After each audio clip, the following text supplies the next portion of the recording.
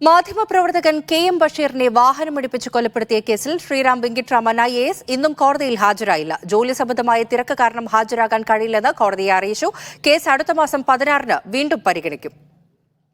ഹരിമോഹൻ വിവരങ്ങൾ നൽകാൻ ചേരുന്നുണ്ട്. ഹരി, ഈ ശ്രീറാം വെങ്കിട്ടരാമനെതിരായ കുറ്റം ചുമത്തൽ സംബന്ധിച്ച കാര്യങ്ങൾ വിശദീകരിക്കാൻ ഇന്ന് വരെയായിരുന്നു കോടതി അവസരം നൽകിയിരുന്നത്. ഇന്നിപ്പോൾ എന്ത് കാരണം പറഞ്ഞാണ് അദ്ദേഹം ഹാജരാകാതിരുന്നത്? തുടർച്ചയായ 4-ാം തവണയാണ് ശ്രീറാം വെങ്കിട്ടരാമൻ കെ.എം. ബഷീറിനെ കൊലപ്പെടുത്തിയ കേസുമായി ബന്ധപ്പെട്ട് കോടതിയിൽ ഹാജരാകാതിരിക്കുന്നത്. മുൻപ് മൂന്ന് തവണ നേരത്തെ തന്നെ ശ്രീറാം വെങ്കിട്ടരാമൻ കൂടുതൽ സമയം ചോദിച്ച് അല്ലെങ്കിൽ മറ്റൊരു തീയതി ചോദിച്ച് മാറി നിൽക്കുകയായിരുന്നു. ഇന്നിപ്പോൾ ഹാജരാകാതിരുന്നതിനുള്ള കാരണമായി പറയുന്നത് പോലീസ് ഉള്ളതിനാലാണ് എന്നുള്ളതാണ് അഭിഭാഷകൻ വഴി കോടതിയെ ബോധ്യപ്പെടുത്തിയിട്ടുള്ളത്. അതുകൊണ്ട് തന്നെ ഇപ്പോൾ നിലവിൽ എന്തായാലും കോടതി 16-ാം തീയതിയിലേക്ക് കേസ് ിട്ടുണ്ടെങ്കിൽ പോലും തുടർച്ചയായി ഇത്തരത്തിൽ കോടതിയിൽ ഹാജരാകാതിരിക്കുന്നതിനെ കൂടി കോടതി വിമർശിച്ചിട്ടുണ്ട്. അടുത്ത 16-ാം തീയതി ഹാജരായില്ലെങ്കിൽ ഒരുപക്ഷെ ഏതെങ്കിലും തരത്തിലുള്ള നടപടി, സമൻസ് അടക്കമുള്ള നടപടികളിലേക്ക് കോടതി കടക്കാനുള്ള സാധ്യത കൂടിയുണ്ട്.